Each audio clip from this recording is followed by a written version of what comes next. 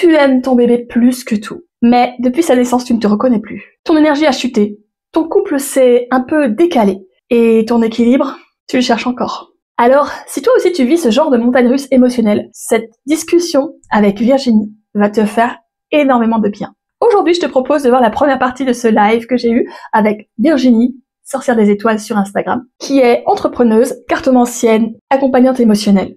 Ensemble, on va parler de tout ce qui se joue après l'arrivée de bébé, dans ton corps, dans ton esprit et dans ton couple aussi. Bref, dans ta vie entière. Et on va parler surtout de comment tu peux retrouver ton énergie sans te perdre et t'oublier dans ton rôle de maman. C'est parti! Hello Virginie! Coucou Sabine, Ça ça va? Bonjour et bienvenue sur ce live. Moi c'est Sabine de Maman va bien et donc Virginie de Sortir des étoiles.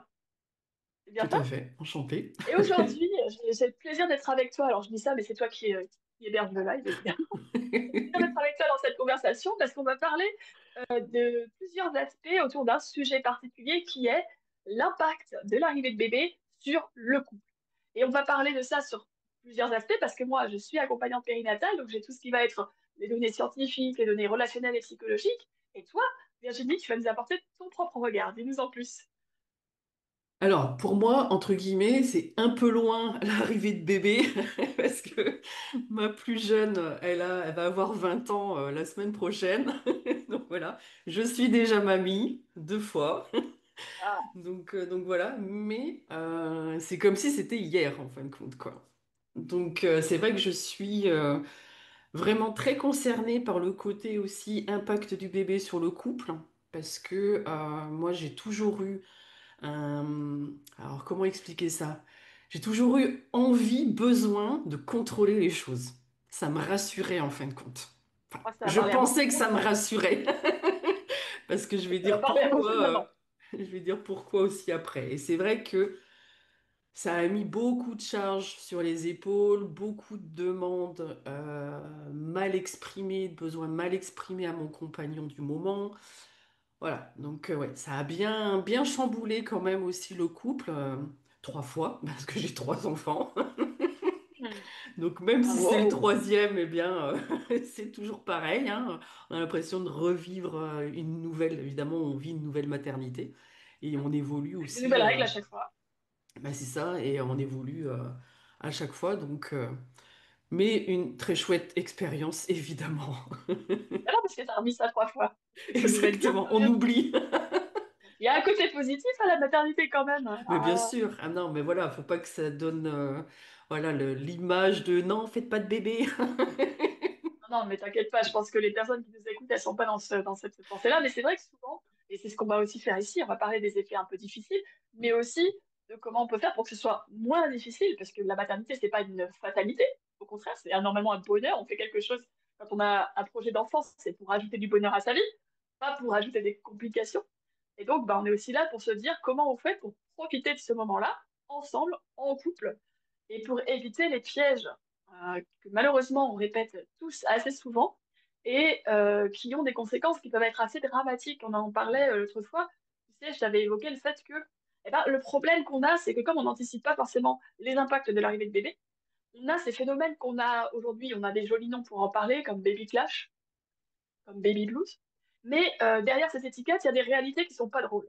Il y a les difficultés du couple, il y a des séparations, et derrière, il y a une réalité économique qui est les mamans solo. Parce que ben, dans 99% des cas, j'exagère peut-être un peu, mais les statistiques sont pas très loin de 90-95. Dans 95% des cas, on va dire, c'est la maman qui se retrouve seule avec l'enfant. Pas parce que le papa n'est pas présent, mais parce que le papa ne veut pas, parce qu'il veut en faire sa vie son enfant, ou parce que tout simplement, il part avant même que le bébé n'arrive. Souvent, on a une maman qui va se retrouver seule, avec un enfant, avec ce que ça a comme conséquence sur sa carrière, sur sa situation économique et sur son quotidien. Et ça, c'est quelque chose qui est réel. Je suis pas en train de dire que, attention, si vous avez un bébé, vous allez vous retrouver seul. C'est pas ça que je dis. C'est important d'être conscient des enjeux qu'il y a à protéger son couple. Vous avez besoin de prendre soin de votre couple. Déjà, parce que si vous faites un bébé, bah, c'est parce que vous êtes ensemble et que vous êtes bien ensemble à la base. Donc, le but, c'est que ça continue. Et aussi parce que ce couple, il va être une ressource d'énergie et de soutien immense dont vous avez besoin pour le postpartum. et que vous avez envie que ce couple continue et que cette nouvelle famille continue dans le temps. Donc ça nécessite qu'on se pose quelques petites questions, qu'on va voir ensemble, et qu'on ne se voile pas trop la face en se disant on verra bien YOLO. YOLO, ça marche pour un brunch du dimanche, ça marche beaucoup, beaucoup moins bien pour faire un enfant. Voilà. Et c'est ce que j'allais rajouter, c'est que c'est vrai qu'on est tellement pris dans nos émotions, trop bien, je vais être maman. Enfin, voilà, moi je sais que depuis toute jeune, je savais que je voulais des enfants. Voilà, je Oui, pas pareil. m'imaginais avec mon ventre et tout. Enfin, voilà, c'était vraiment ça, ça pétillait quoi. Donc automatiquement, les émotions, wouhou, ça y est, on décide de faire un enfant. Ça y est, je suis enceinte et tout. Donc ça part dans tous les sens. On imagine déjà des super trucs. Mais on oublie évidemment ce bouleversement aussi intérieur, soi-même, Ouais. et automatiquement les impacts aussi sur le couple. Parce que bah, même si on aime son compagnon, on ne ressent pas de la même façon, on n'a pas les mêmes besoins. Et Mmh. ça, c'est super important d'en prendre conscience avant, pendant la grossesse aussi. Voilà, c'est pas encore trop tard, mais même après. Je veux dire, Ouais, ouais. on peut On a réajuster, toujours, quoi, évidemment, quoi. voilà, on peut toujours réajuster et on peut toujours recoller les morceaux si on en a la tous les deux et si on prend conscience de ça. Mais l'intérêt, c'est quand même de ne pas en arriver là. Et Exactement. c'est intéressant ce que tu dis parce que une des premières choses dont on ne prend pas forcément conscience, c'est que dans cette grossesse et dans ce projet de bébé, eh ben, on ne le vit pas de la même façon. Parce que même si vous êtes deux à vouloir cet enfant, il y en a un des deux qui va le vivre de façon incarnée, physique et charnelle, et l'autre pour lequel ça va être un projet jusqu'à temps qu'il va l'avoir dans les bras. Et ça, c'est une réalité qui fait que vous n'allez pas du tout avoir le même parcours. Vous n'allez pas du tout avoir la même expérience, le même vécu, la même sensation. Et donc là où la maman non seulement elle va être portée par son envie de bébé, par ses hormones, par sa projection, parce que c'est vrai qu'on projette beaucoup quand on est enceinte, mais en plus, elle va l'avoir dans sa chair, elle va le sentir bouger, elle va sentir son corps qui se transforme, ses hormones qui travaillent, son cerveau qui bouge. Et papa, lui, pour lui, bah, avant, après, c'est pareil. C'est abstrait, quoi, encore, quoi, Oui, même, c'est hein. vraiment abstrait. C'est ça. Et j'entendais récemment une maman qui me disait, mais moi, en fait, il a voulu me faire plaisir, il m'a fait à manger, mais ben, je ne pouvais pas, en fait, manger ce qu'il m'a donné parce que ça passait pas. Et lui, il a été vexé. Alors, bah, monsieur fait des efforts, c'est clair, c'est important, mais il faut entendre aussi que le corps de madame, il change à l'insu de son plein gré. C'est pas elle qui a décidé de plus pouvoir manger ça. C'est littéralement son corps qui lui fait des choses qui n'étaient pas prévues, elle n'a pas anticipé, et il faut faire avec. Donc ça, c'est vrai que c'est une vraie différence qui commence dès la grossesse et qui s'accentue au postpartum. Parce que le postpartum, la maman, elle a vécu la grossesse, donc tous ces mois où elle a fait connaissance avec sa maternité, elle s'est déjà vue maman, elle s'est sentie maman dans son corps depuis des mois. Quand bébé arrive, ça fait un moment que la maman, elle est maman. Mm. Quand le bébé arrive, le papa, lui, ça y est, il fait connaissance avec un petit machin qui parle pas. Puis voilà, il est là, il pleure, il sait pas trop comment ça fonctionne, comme par quel bout on l'attrape. C'est un peu compliqué. Et c'est difficile pour cet homme qui n'a pas eu cette sensation physique et ce lien charnel de créer un contact avec un être humain avec lequel il ne sait pas comment communiquer. On n'a pas les codes. Et ça, c'est quelque chose aussi. Alors, je fais une petite parenthèse, mais on est dans une société aujourd'hui où on fréquente presque plus de bébés. Les parents, aujourd'hui, dans la plupart des cas, ils n'ont pas vu de bébé avant le leur. Alors qu'il y a quelques générations d'arrière, on fréquentait des bébés dans les familles, dans les sociétés, dans les groupes, dans les villages. On était, enfin, c'était quelque chose de commun. On savait comment interagir avec des bébés. Aujourd'hui, c'est un truc qu'on ne sait plus. Donc, il y a ces différences-là. Je sais pas si tu avais envie, toi, de parler de Bah, ton c'est impression par surtout que rapport à ce que je partage. je voulais rebondir sur le fait, tu as donné l'exemple du papa qui a voulu faire plaisir, faire à manger et tout ça. Et là, moi, j'ai tout de suite tilté, maintenant avec le recul, hein, évidemment, parce que on a tous des besoins différents pour se sentir bien. Donc, sûrement que dans la tête du papa, à ce moment-là, il s'est dit, elle va être contente, elle va être calme et tout ça si je le fais à manger. Parce que lui, sûrement, peut-être qu'il a une petite lune en taureau, parce qu'il se sent en sécurité, parce qu'il mange et tout, quoi. Alors qu'elle, peut-être, bah, elle avait peut-être besoin, elle a peut-être une lune en cancer, elle avait besoin d'être chouchoutée, peut-être à ce moment-là, tu vois, elle avait peut-être besoin d'un petit massage des pieds, tu vois, ou un câlin, enfin, tu vois, un peu le monde cocooning. Et c'est vrai que bah, quand on connaît pas les besoins réciproques, et moi c'est vrai que bah, grâce à mon outil d'astrologie, on comprend beaucoup mieux, et c'est dans nos propres cartes natales, hein, c'est pas inventé de Pierre-Paul Jacques, c'est vraiment personnalisé. Là, on comprend mieux, évidemment, bah tiens, ah bah oui, là, elle a besoin de ça, parce que peut-être que la maman n'exprime pas suffisamment, et je pense qu'on va en venir aussi, n'exprime pas Exactement. suffisamment ou pas bien ou pas du tout, parce que pensant que bah, son mari, son compagnon devine tout, quoi. Évidemment. Et ça, c'est un truc C'est aussi. connu, ça, c'est C'est connu. connu, bah non, mais alors, le mythe du on lit dans les pensées des autres, ça, c'est un truc que je rencontre, mais alors, à tous les étages, on en parle dans le couple, mais aussi vis-à-vis de bébés, où on se dit, les bébés, c'est des éponges. Alors, spoiler alerte, non. Les bébés ne peuvent pas sentir nos émotions, ce qu'ils sentent, c'est nos réactions à nos émotions. De la même façon que nous, adultes, on lit pas dans les pensées des autres. Un bébé qui vient tout juste d'arriver, qui n'a pas la connaissance de comment fonctionnent les autres êtres humains, n'est pas capable de percevoir nos émotions. Ce qu'il perçoit, c'est nos réactions. C'est comment nous, on incarne ces émotions. La colère, par exemple, on va être un peu plus brusque, un peu plus absent, on va être un peu plus fermé, on va pas être disponible. La tristesse, ça va être des larmes, ça va être un battement cardiaque accéléré, ce genre de choses. Et c'est ça que le bébé va percevoir et qui va petit à petit assimiler à des réactions, des comportements et donc à lui ce que ça lui fait chez lui, surtout. Oui, parce que c'est bon de rappeler Euh, que l'émotion est très, très, très rapide. C'est ce qu'on se oui, dit oui, après derrière les comportements et les actions que le bébé ressent, en fin de compte. exactement. Exact. Et pourquoi je dis ça? Parce que on a cette notion que l'amour transcende nos capacités cognitives. Ce serait chouette. C'est pas le cas. Moi, jusqu'à présent, alors j'ai que 43 ans, mais quand même, pour l'instant, j'ai pas capté les pensées de qui que ce soit et j'ai essayé très très fort. Aucun de mes proches n'a compris les miennes. Donc, pour l'instant, voilà, après, je suis pas un exemple, hein, mais ça n'a pas fonctionné. Et c'est vrai que quand on aime quelqu'un, on aimerait que cette personne sache spontanément nous faire plaisir. On aimerait que cette personne nous comprenne spontanément. On aimerait que cette personne sache spontanément de quoi on a besoin et qu'elle nous réconforte sans qu'on ait besoin de faire l'effort de le faire, de lui Ça, c'est la demander. fameuse phrase, si tu m'aimes, tu sais. Mais non, mais le problème, c'est que nous-mêmes, souvent, le problème, c'est que nous-mêmes, on ne sait pas de quoi on a Exactement. besoin. C'est qu'on voudrait que l'autre devine et on n'est pas capable de formuler. Hmm. Et ça, là, il y a un double standard dont il est important d'être conscient et qui va beaucoup jouer avec justement le miroir grossissant qu'est la maternité et la paternité, la parentalité. Parce qu'à ce moment-là, on a encore moins d'énergie et encore moins de recul par rapport à ce qui se passe. Donc si on n'a pas déjà fait, nous, l'exercice avant de dire voilà comment je fonctionne, voilà comment je me sens aimée, voilà comment j'ai besoin que tu me soutiennes, si on n'a pas fait cet exercice avant Hmm. d'être dans la fatigue du postpartum, dans ce moment où notre cerveau il est absolument concentré sur bébé et on s'oublie soi-même, donc on n'est même plus capable d'exprimer ses propres besoins au début, et bien si on n'a pas fait cet exercice, l'autre personne en face elle est en mode ça c'est bon, Hmm. je vais prendre un truc, je vais tenter un truc.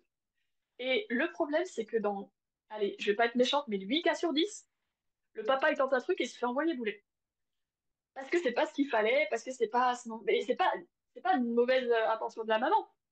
Mais ça correspond pas à son besoin et en plus elle est à fleur de peau, elle est crevée, donc ça clash. Ce que j'essaye de dire par là, c'est que il est important d'être conscient, encore une fois, que malheureusement, je suis désolée, je suis vraiment désolée de vous le dire, je vous le jure, j'aurais aimé que ce soit pas le cas. On ne lit pas dans les pensées les uns des autres. Et si vous voulez être aimé comme vous méritez de l'être, et vous le méritez tous et toutes, dites-le à l'autre. Aidez l'autre personne à vous aimer comme vous voulez être aimé. C'est pas facile. On voudrait que l'autre nous aime spontanément, nous donne spontanément ce qu'on a besoin, mais prenez l'exemple des plus beaux couples que vous connaissez, des couples les plus longs dans le temps que vous ayez vus autour de vous, dans les célébrités ou je ne sais quoi. Euh, j'ai plus le nom en tête, mais il faudrait que je te le redonne à l'occasion. Il y a un spécialiste des couples qui a étudié justement les 5 ou 6 façons de s'aimer. Hmm. Je sais Le pas si t'as entendu langage de parler de ça, l'amour, je l'ai Gary, lu. oui, les langages de l'amour, voilà. Ah là J'ai là, plus le nom de l'auteur, mais trop les bien. langages de l'amour, il en parle très bien. Et lui, il a fait une étude sur justement des personnes qui se sont aimées pendant des décennies. Ils Hmm. vont tous vous dire la même chose. C'est pas spontané. Ils se sont pas aimés aussi facilement dès le début. C'est du travail. Ils ont appris à se connaître les uns les autres et ils ont installé des habitudes qui font que dans le temps, c'est devenu spontané, enfin pas spontané, mais facile parce qu'ils ont Hmm. appris à s'écouter et à se comprendre. De la même façon que vous devez apprendre à vous écouter, à comprendre ce qui vous fait du bien et à pouvoir l'exprimer d'abord. Si vous n'êtes pas en mesure de vous dire, moi, j'ai besoin de ça. Aujourd'hui, à ce moment-là, je me sens comme ça. Et ce qui me ferait du bien, c'est ça. Si vous n'êtes pas capable de vous le dire à vous-même, mais qui va le faire? Vous qui vous connaissez le mieux, c'est injuste d'attendre de quelqu'un d'autre, d'un tiers, Hmm. de pouvoir le dire à votre place. C'est Et je voulais injuste. rebondir, c'est vrai qu'on a tendance à chercher à l'extérieur. Alors moi, évidemment, Ouais. je rajoute ma patte d'astrologue parce qu'en plus, on est dans la saison de la balance. La balance, c'est bien beau, hein, c'est l'équilibre, l'harmonie, les relations, mais c'est aussi chercher à l'extérieur, quoi. Donc ça, faut faire attention parce que moi, j'aime bien le dire à chaque fois. Alors, c'est facile à dire, évidemment, mais on a tout ce qu'il faut déjà en nous. On a souvent, voire même quasiment tout le temps oublié. Étant enfant, on savait ce dont on avait besoin, si on avait envie de courir dans tous les sens, si on avait envie de rester tranquille pour se sentir bien. Après, avec les injonctions de la société, et après je jette pas la pierre, mais quand même, on a évidemment perdu ce côté-là. Et c'est vrai que moi, à travers l'astrologie, et donc en l'occurrence à travers le signe lunaire, parce que la lune, c'est les émotions, les besoins profonds, c'est déjà ce qu'il y a à l'intérieur de toi. Tu peux pas faire autrement. Tu peux pas, je veux dire, si tu as besoin de calme, tu peux pas être tout feu tout flamme dans tous les sens et faire comme si tout allait bien. Parce que automatiquement, ça va te revenir en pleine face. Et ça, je l'ai vécu aussi, parce que j'ai voulu Ouais. suivre évidemment la norme et faire comme tout le Ce monde. que ça veut dire. Alors, alors que bah pas du tout quoi. Moi j'ai une lune en Capricorne, j'ai besoin de rituels, j'ai besoin de routine, j'ai besoin de calme, j'ai besoin de stabilité dans mes émotions. Si ça part dans tous les sens, alors évidemment, quand je parle de signe lunaire, il y a toutes les autres planètes, mais ça c'est encore autre chose. Mais j'ai déjà besoin de ce calme-là, de ce cadre rassurant. Si j'ai pas ça, bah, je pars dans tous les sens et je vais pas exprimer mes besoins de la bonne façon. Je vais fuir mes émotions parce que le Capricorne, c'est ça aussi. Il a Mhm. tendance à se dire, je suis forte, tout va bien, je suis large. Je coupe tout. Et exactement, je coupe tout, je ressens plus rien et on y va, quoi. Alors que, voilà, c'est quand même super important de ressentir ses émotions, déjà d'en prendre conscience, de ressentir dans le corps, quoi. Je sais plus où je voulais en venir, mais en tout cas, j'avais besoin de poser ça ici, tu vois. Non, non, mais c'est intéressant ce que tu dis. Tu parlais du fait de se connaître soi-même, justement, pour connaître la façon de C'est répondre à ses ça. besoins et de dire qu'on avait les ressources en soi. Et je suis assez d'accord avec toi. Ce que je veux dire par là, c'est que ce soit par, tu vois, les astrologies et tout ce que toi t'apportes en termes de visibilité, ou moi j'ai fait d'autres démarches aussi. J'ai aussi fait l'astrologie, parce que je suis curieuse, mais j'ai fait d'autres démarches aussi, démarches de personnalité, des démarches d'analyse aussi de mes besoins, de mes comportements, de ce qui me donnait de l'énergie et de ce qui m'en prenait de l'énergie. Moi, j'adore parler. Je suis quelqu'un qui est très social. Mais je sais aussi que socialiser me prend énormément d'énergie. Et quand je vais, par exemple, à des événements, comme c'était le cas il y a 10 jours, j'étais à un week-end d'entrepreneurs à Paris, c'était passionnant, pendant 3 jours. Et ben, il m'a fallu une semaine pour retrouver un niveau d'énergie à peu près normal parce que j'ai adoré être là-bas. Je me suis éclatée, mais quand je suis rentrée chez moi, j'avais zéro batterie. Et donc, ce qu'on aime et ce qui nous ressource sont pas les mêmes choses. Je te donne un autre exemple. J'accompagne une maman, qui est maman solo, et on a beaucoup bossé sur son énergie, sur son sommeil. Et à un moment donné, elle m'a dit, bah, c'est bon, j'ai plus besoin de sieste. C'est génial, je suis super contente. Et je lui dis, qu'est-ce que tu fais à la place des siestes? Elle me dit, bah, je lis. Mais la lecture cocotte, c'est une récompense. C'est pas une activité de ressourcement. Donc attention à ce que tu mets à la place de ton sommeil. Il faut que ce soit quelque chose, soit d'utile, soit de ressourçant. Mais la récompense de loisir ne peut pas être un ressourcement. Pareil, hein, les gens qui swipent sur Internet, je juge pas, On j'en fais pense que partie. c'est du Mais repos, mais pas c'est du pas du tout. repos, c'est de la récompense. Et je dis pas il faut pas l'avoir dans sa vie, mais il faut mettre les choses à leur place. Et pour revenir sur le couple, c'est vraiment le sujet de la journée. Je savais que bavard comme on était, ça allait partir Évidemment. en live, mais c'est très très bien. Pour revenir sur le couple, il faut que vous sachiez ce qui vous ressource vraiment. Et c'est pour ça que je fais vraiment la distinction entre ce qui vous fait plaisir et ce qui vous ressource. Moi, ça me fait super plaisir de parler, mais ça ne me ressource pas. Donc, je sais que quand j'ai besoin de me ressourcer, il faut que je fasse autrement. Mon compagnon est quelqu'un de très taiseux, très calme. Il pète un plomb quand je pars en bavardage. Parce que c'est pas son caractère. Mais il aime aussi ce côté-là que j'ai, d'être super social, super solaire, super voilà. Et passionné par tout ce que ce que je vis, etc.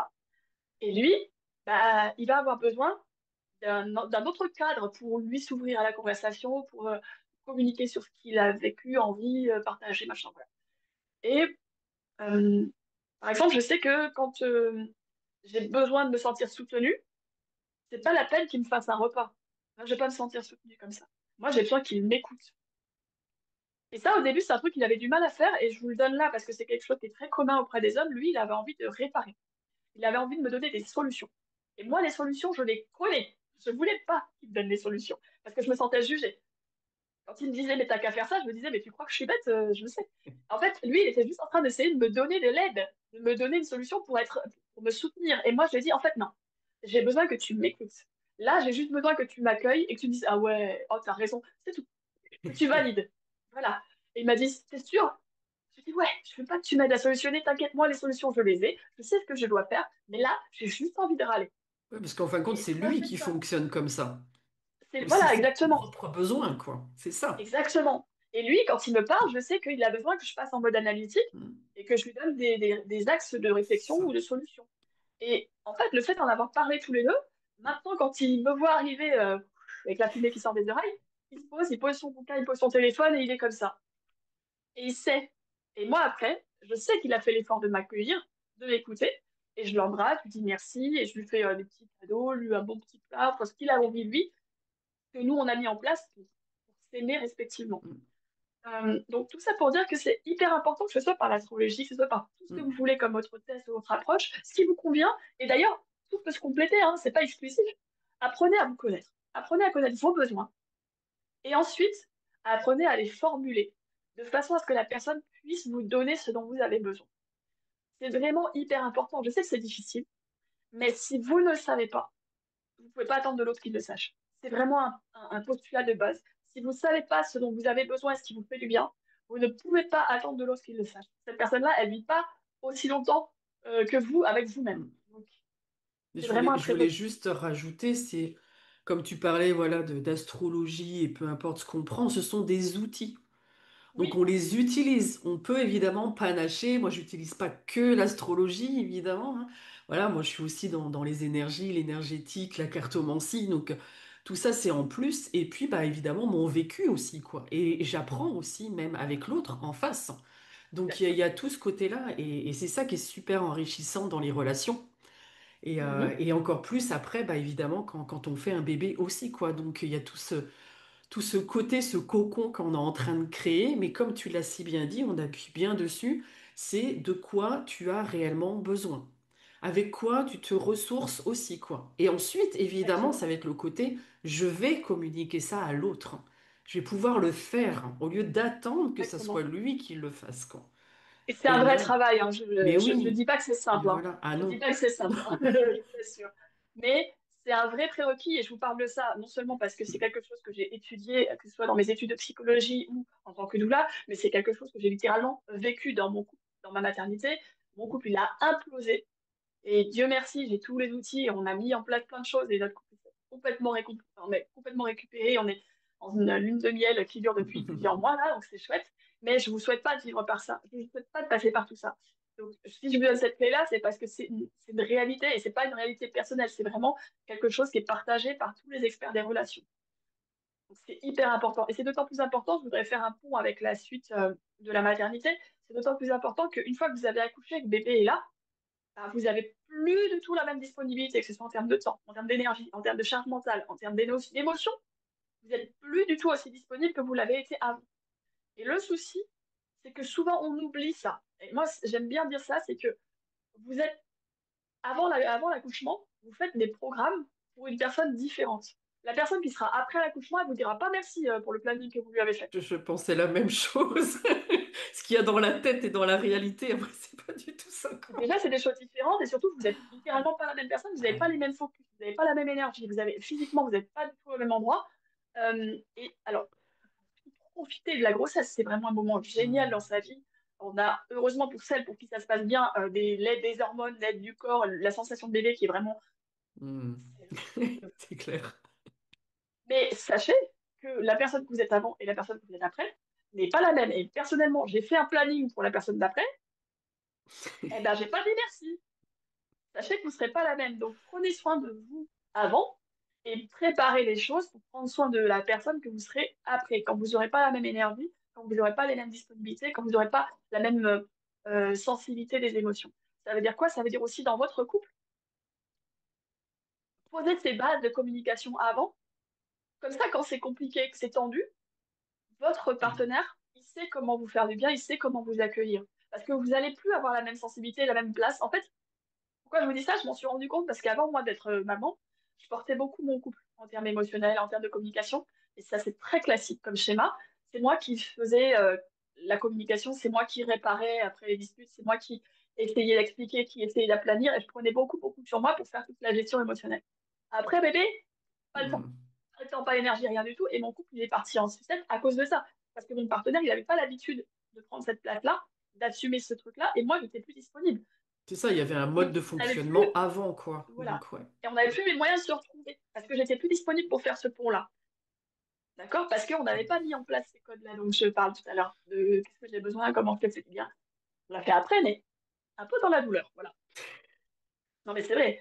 Donc, cette communication, vraiment, je vous invite, mais 1000 fois, 10 000 fois, à la mettre en place avant.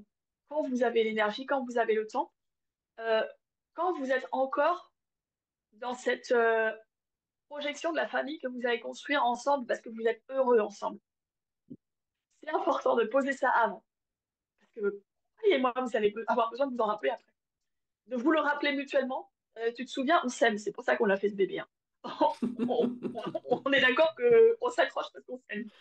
C'est cliché de dire ça, mais vous allez avoir besoin de vous en rappeler.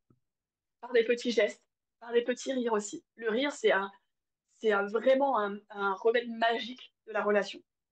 C'est quelque chose qui soigne énormément la communication et la relation. Si vous avez un moyen de désamorcer ou un moyen de faire rire une inside joke, une petite blague que vous avez rien qu'à vous, ça peut récupérer des relations, mais comme rien d'autre.